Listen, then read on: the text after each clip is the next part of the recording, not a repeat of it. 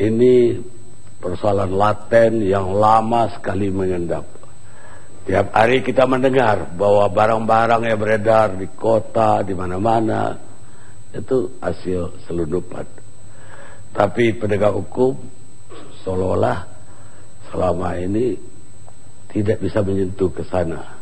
Dan memang ada handicap di hukum acara pidana kita, bahkan undang-undang pabean hanya mensyaratkan kalau kepabeanan itu aja bea cukai lah yang berhak mengusut. Di situ mentoknya banyak penyidikan.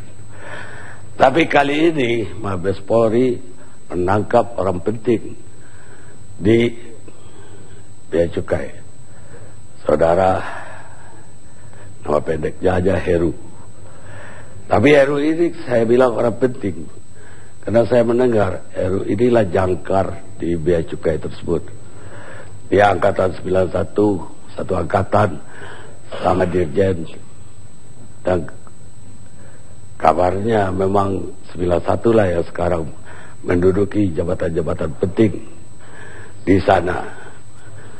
Bahkan Heru dianggap sebagai ATM-nya bea cukai karena dia juga yang melobi kemana-mana. Karena itu patut diapresiasi tindakan polisi yang tiba-tiba menangkap saudara Heru dan pengusaha yang menyuap dia, Yusran. Yusran juga luar biasa. Dia gak tahu siapa yang punya ide. Dalam menyuap tidak langsung memberikan uang. Mungkin agar KPK nggak langsung bisa nangkap, tapi beli polis asuransi.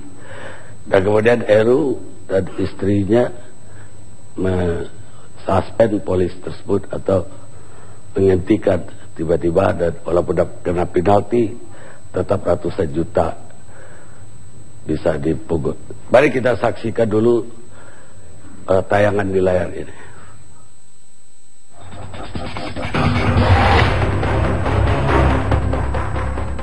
Lahan basah bea cukai seolah tidak pernah kering. Bukan karena bekerja di sekitar perairan, namun bea cukai yang menjadi pintu masuknya barang-barang impor tersebut disinyalir menjadi surga bagi sebagian orang. Transaksi yang hampir terjadi setiap harinya seharusnya menjadi catatan tersendiri pihak-pihak yang berwenang untuk mengontrol bea cukai. Bahkan menurut catatan, bea cukai menampung penerimaan negara lebih dari ratusan triliun setiap tahunnya. Pihak yang berwenang, diantaranya Komisi Pemberantasan Korupsi dan Kepolisian, sudah seharusnya bertindak lebih sigap untuk membongkar kejahatan yang terjadi di bea cukai. Tertangkapnya pejabat Direktorat Jenderal Bea Cukai Heru Sulastiono karena diduga menerima suap lebih dari 11 miliar pada 29 Oktober kemarin oleh pihak kepolisian hanyalah sebuah fenomena gunung es. Sosok Heru sebenarnya sudah lama muncul dalam catatan Pusat Transaksi dan Analisis Transaksi Keuangan sejak tahun 2010. Namun, mengapa polisi terkesan membiarkan kasus tersebut berjalan tanpa ada kabar? Baru di era Kapolri Jenderal Sutarman penangkapan tersebut terjadi, dan itu hanya selang beberapa hari setelah pelantikannya. Tanggal 29 Oktober 2013 telah dilakukan penangkapan terhadap 2 tersangka yang diduga sebagai pelaku tindak pidana pencucian uang dengan kejahatan asal suap dan atau gratifikasi di 2 tempat yang berbeda. Jadi tindak pidana yang kita persangkakan adalah tindak pidana pencucian uang dengan kejahatan asal korupsi. Segala kami menghormati proses hukum yang ada di kepolisian, kami mengikuti saja, tetapi sesuai dengan ketentuan perundang-undangan yang sementara dari Jabatan Negeri, dan untuk tugas-tugas yang bersangkutan sehari-hari sudah ditunjuk laksana harian. Ya. Reformasi birokrasi tampaknya perlu segera dilakukan. Tertangkapnya Heru bersama pengusaha PT Tanjung Jati Yusran Arif menjadi benang merah tersendiri bahwa hubungan antara pengusaha dan petugas bea cukai ibarat lebah dan bunga.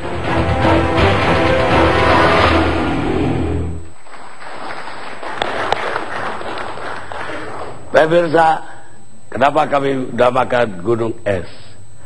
Penerimaan bea masuk tahun yang lalu 2012 diperkirakan 11 triliun rupiah. Cukai berkisar 35.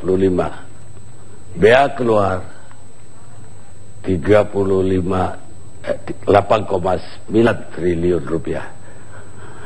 Tapi dari para importir dan eksportir kami mendapat kabar atau mendapatkan angka yang menakjubkan bahwa sesungguhnya dari barang impor yang masuk itu hampir 90% selundupan. Hanya 10% yang bayar bea masuk. Bayangkan kalau 11 triliun dikali 90% lagi yang harusnya masuk ke negara. Begitu juga ekspor. Bahkan kepala negara di Tokyo dan Korea itu juga kaget mendengar data yang ada di Korea dan Jepang. Ternyata barang ekspor kita terdata di sana 100, di sini tercatat antara 10 dan 20%. Karena itu kami menganggap ini betul-betul perampasan uang negara yang besar-besaran. Jadi benarlah dari sektor masuk pajak dan bea cukai uang negara amblas, ketika pengeluaran APBN uang negara amblas lagi di departemen-departemen, bahkan DPR pun terlibat. Saya mau ke Pak Rahmat dulu, Pak Rahmat Sunanto sebagai yang menyidik perkara ini. Ini sudah diterima laporan dari 2010. Kenapa begitu lama baru penangkapan terjadi? Oh ya, mungkin Pak Rahmat bisa jelasin kenapa Pak Anas Yusuf Kabar Eskrim yang harusnya malam ini ada gak jadi datang. Baik, Assalamualaikum warahmatullahi wabarakatuh. Selamat malam dan salam sejahtera kita sekalian. Pada kesempatan ini izinkan kami menyampaikan selamat tahun baru 1435 Hijriah pada seluruh umat muslim. Semoga Indonesia tetap jaya. Bapak Karni Ilyas yang kami hormati, kami mewakili dari Mabes Polri Barreskrim. Pak Wakabah, Pak Irjen Anas Yusuf tidak bisa hadir karena beliau sedang mengikuti acara meeting dengan officer di Lombok dengan Australia, polisi Australia. Demikian juga dengan Pak Direktur Bideksus. Jadi kami untuk mewakili menghadiri di acara. Baik, untuk selanjutnya kami izin menyampaikan bahwa proses penyidikan daripada HS ini bermula dari laporan hasil analisis PPATK, yang mana laporan LHA ini adalah bersifat informatif dan tentunya harus didalami lagi. Di situ disebutkan bahwa ada seorang oknum bea cukai yang transaksinya keuangannya mencurigakan. Oleh karena itu kami melakukan proses penyelidikan lebih lanjut, di mana informasi ini masih mentah dan harus kami olah. Ibarat membuat masakan ini belum lengkap, jadi bumbu-bumbunya harus kami cari, sehingga kami melakukan penyidikan secara mendalam. Sebagaimana Pak Karnias tadi sampaikan bahwa persoalan ini, kasus ini sudah lama berselang dan laporannya dari 2010, 3 tahun menjelang 3 tahun ini baru bisa terungkap. Itu yang pertama karena kami tidak memiliki kewenangan dalam melakukan proses penyidikan tindak pidana kepabeanan. Yang kedua, bahwa proses kasus ini adalah kasus yang sangat rumit. Jadi kami sampaikan tadi, ini kasus sangat sulit karena tersangkanya belum ada, barang buktinya belum ada, dan saksi-saksinya juga belum jelas. Sehingga ini kategorinya adalah kategori sangat sulit. Maka kami harus telusuri sampai agak lama. Kemudian informasi dari PPATK tadi yang masih harus kami telusuri, seperti misalnya saudara HS memiliki transaksi yang mencurigakan. Tadi Pak Karni sampaikan bahwa pembelian polis asuransi, nah yang membeli ini orang lain, bukan yang bersangkutan. Sehingga kami harus cross check, mundur ke belakang, siapa yang memberi, siapa yang membeli, dan ternyata tidak mudah. Kami harus telusuri sampai ke RT RW, sampai ke kelurahan, dan akhirnya ketemu seorang yang telah membeli itu karyawan daripada pengusaha YA. Setelah kami ketemukan ternyata sangat kontradiktif bahwa dia orang yang memberi ratusan juta polis asuransi, ternyata kehidupannya sangat memprihatinkan. Yang Yusran itu? Bukan. Ada banyak. Karyawannya Pak YA tadi yang tersangka. Salah satunya juga bendaharanya juga di perusahaan itu juga memprihatinkan di daerah Kumuh di Ancol. Nah inilah yang membuat kami kenapa harus melakukan proses secara mendalam, karena jangan sampai kami melakukan penyidikan tanpa mendasar. Setelah mendapatkan bukti yang cukup, maka kami meningkatkan jadi proses penyidikan dan menetapkan 2 orang tersangka, yaitu HS dan YA.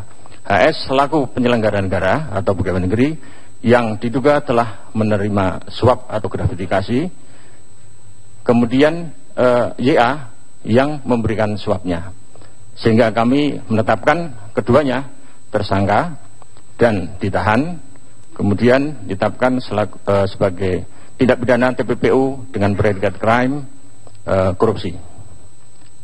Demikian Pak Karni, makasih. Apa pengembangan kasus dari penyidikan, apa tidak ketemu tersangka lain atau tidak ada indikasi ke tempat lain? Karena beliau ini kan sekarang kepala bagian ekspor ya. Tidak hanya beliau kan yang harus approve barang-barang bisa keluar. Proses penyidikan belum berakhir, jadi masih dimungkinkan orang-orang yang berafiliasi dan apalagi menerima aliran dana dari HS maupun dari YA, yang tentunya akan kami lakukan proses penyidikan lebih lanjut, dan kalau memungkinkan alat buktinya cukup, tentu akan kami tingkatkan menjadi tersangka. Ya sendiri apa usahanya Yusran? Selaku komisaris di 11 perusahaan, 3 diantaranya memang telah ada anggaran dasar dan rumah tangga dan legal, tetapi yang 8 itu tidak jelas. Itu keterangan dari Dijenahu Kemenkumham. Jadi dari 11 inilah yang dimainkan, sehingga barang-barang atau ekspor impor bisa lolos, dan hadiahnya tentunya tadi. Udah sampai belum ke penyidikan bahwa mereka itu bikin PT 2 bulan, PT jadi bubarin, orangnya pindah lagi. Ketika PT jadi periksa kantornya juga ternyata ruko yang ternyata orang yang di ruko juga gak kenal siapa ini, bahkan restoran, untung aja gak kuburan ya. Masih bisa kita bertanya, tapi mereka modusnya dengan membubarkan perusahaan yang mereka udah pakai. Ya, dari tempat perusahaan itu sendiri, alamatnya itu tidak jelas atau fiktif. Kemudian dari para karyawan, kemudian pengurus daripada perusahaan itu juga orang yang asal tunjuk, misalnya karyawan, sopir dan sebagainya. Seperti tadi saya contohkan, yang membeli polis asuransi seharga 400 juta itu adalah kehidupannya sangat menyedihkan di bawah jembatan Ancol, bukan jembatan Ancol yang hantu, bukan. Jadi inilah yang kira-kira kami sudah melihat ke sana sampai kedalaman ini, dan sangat memprihatinkan. Apakah polisi percaya bahwa YH tadi, Yusran tadi yang punya perusahaan, bukan orang lain lagi di belakangnya. Sementara ini beliau yang memiliki perusahaan itu, komisaris, dan ini setelah di hasil fakta daripada pemeriksaan kita, penyidikan kita, dan keterangan dari Dijanahu. Ini juga pembuatan perusahaan-perusahaan ini itu atas petunjuk daripada HS, bahwa nanti tidak lama diganti, tidak ada setahun diganti, tidak ada setahun diganti. Inilah modusnya, Pak. Apa penyidik udah pernah mendengar nama Alex alias Subadi atau Andi alias Kancil? Pernah dengar. Saya dengar dia Dirjen Bea Cukai Bayangan. Kita rehat sejenak.